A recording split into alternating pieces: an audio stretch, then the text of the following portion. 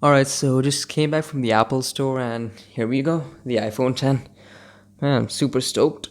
And I got the 256 gig model over here. And let's unbox it. Where does this open?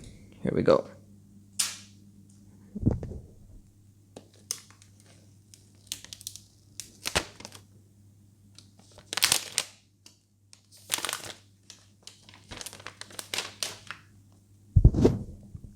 Okay, so now the plastic is out. I love hearing that noise. And here's the phone.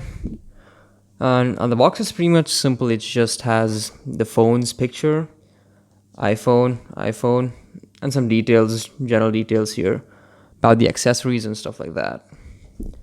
Okay, let's open it. Here we go. Oh, damn. I love opening the Apple box packages because it has that nice effect when you just pull it out. It's sort of like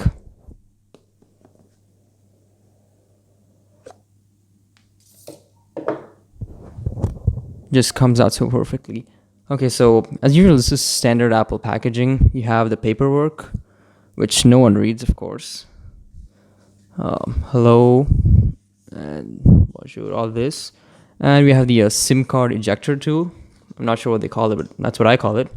And some more paperwork. And oh, yes, of course. How can I forget the most important thing of Apple packaging? The Apple stickers. I'm going to need these. And yeah, that's pretty much it from the literature part. And then, of course, we have the phone itself, which, ooh, holy shit. Feels really nice in the hand. I just set it off for a quick moment while I check the other stuff. And of course, we have the Lightning AirPods because we still don't have a headphone jack, and the adapter for the headphone jack. Then we have the wall plug, pretty standard stuff, and the Lightning to USB cable. Completely standard, you know that. But what we're here for is this. It feels pretty good in the hand. Like, it's not too heavy, not too light. Feels like a right size. Like, damn.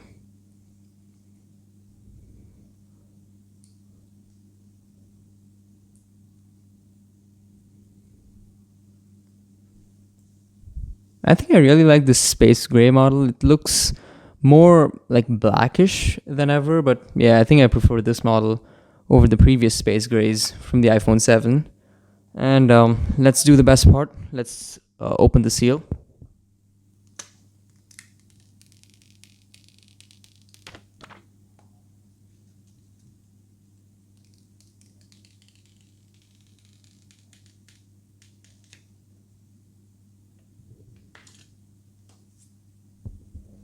Whew, and there we go.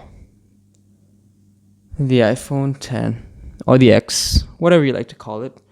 But yeah, this is my first impressions. Let me just power it on. And I also need to do the setup process, which I'm not sure how long that'll take.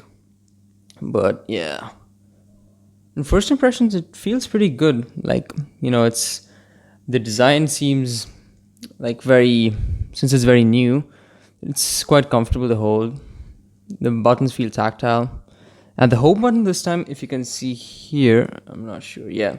The home button is actually quite bigger than the previous iPhones. It's slightly more elongated. And the volume buttons remain as it is.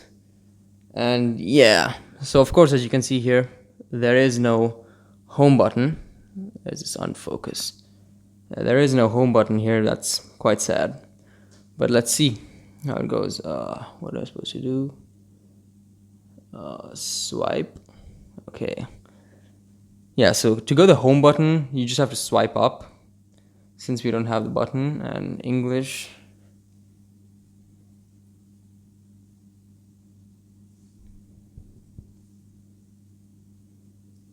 Choose UAE.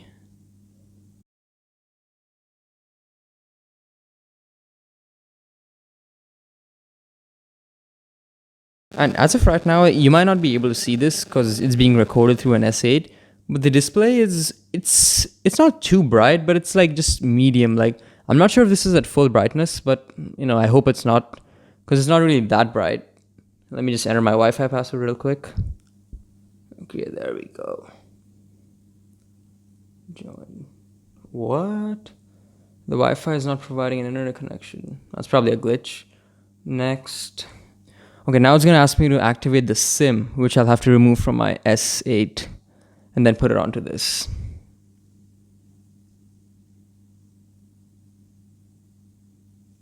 Yep, there we go. So I'll just be back in a second after I replace the SIM. Okay, now that I have my SIM inside, I just unlock it. Alright, there we go. And do I swipe up or what do I do? What? Come on, my SIM was inside.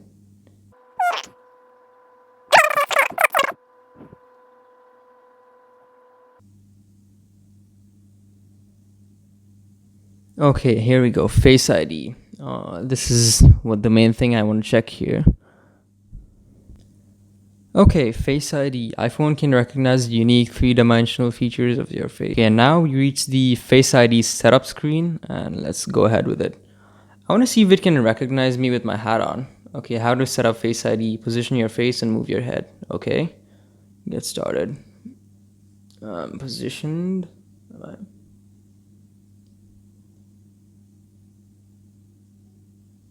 Okay, the first scan was completed.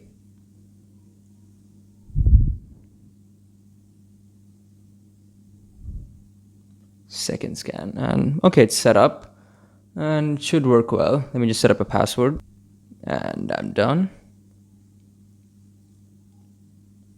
Okay, so I'll restore from my iCloud backup from my previous backup. Okay, there we go. And now I'll just restore from my previous backup from the iPhone 8 Plus. Terms and conditions, no one reads these.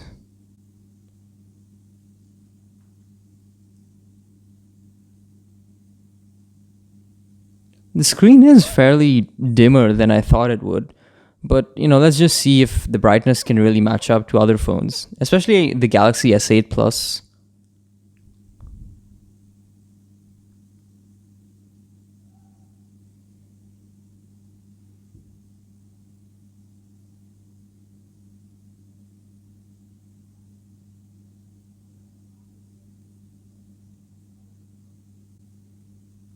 And while we're at it, the screen is actually pretty manageable in one hand. If you can use the Galaxy S8 or the S8 Plus in a hand, then this should be pretty easy to get used to.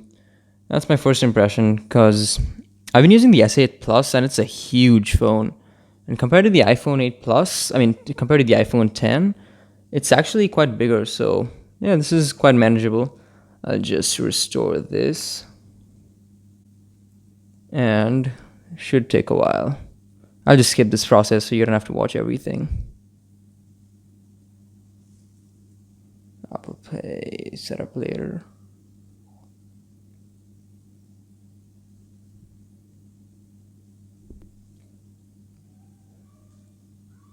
Okay, so let's just see the display without True Tone. Okay, so without the True Tone, it's actually slightly more bluer. But I think you won't find much of a difference outside. It's mainly indoors. But I think I'd keep without True Tone display for now. I'll just adjust it in the settings later on. 2,000 years later.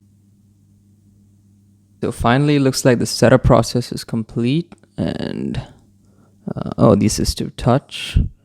Okay, swipe up. Passcode. There we go. My SIM is also locked.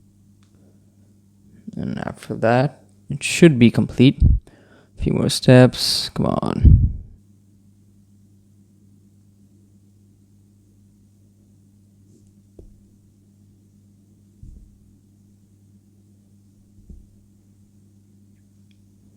Go home. Okay. Switch between recent apps. These are the gestures they're showing. Okay, let's see. Swipe up from the bottom edge to show the app switcher. Gotta remember these before trying. Quickly access control. The thing that's weird is that control center, you have to pull it from the top right corner instead of bottom. So that's gonna take a lot of time getting used to. Let's see. Ask Siri.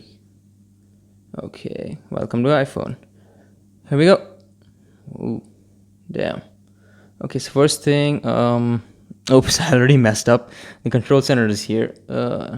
Okay, it's from here. God, this is gonna take a quite a long time to get used to, but yeah, let's see. Mm.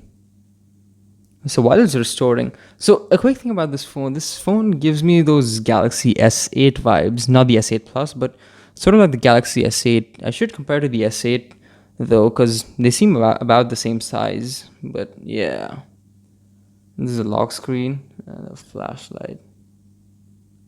This is a flashlight. Let me turn True Tone off. I think that's better. I feel that way it's better for the iPhone 10 since it has the OLED display. Okay, so a quick thing about the gestures. So at first it seems like a thing to get used to, and I'm still getting used to it. But since the home button is gone, so everything is just from the bottom. So swiping from apps to apps is from the bottom, and just going home is itself. Like for example, if I'm in Safari, I want to go home, I do it like this. I think it should feel natural after a while, but yeah, it still like takes a long while getting used to. But I think the control center part is probably a bit weird for now, but yeah, we'll see how that goes. And also switching apps to apps is from the bottom. So previously when you had 3D touch and the haptic feedback, you could just swipe from the edge, but now you can't do that here. So you gotta take from the bottom of the phone and swipe like this. There we go. Yeah. But yeah, that's pretty much my first impressions. There's like lots of stuff to still cover, and also the fact that these apps haven't been updated yet. For example, Snapchat has these weird black bars in the top and bottom because it's not updated yet. Oops, accidentally made the gesture. But yeah, there's like a lot of work to be done here. But yeah, that's it for now, and see you guys in the next video.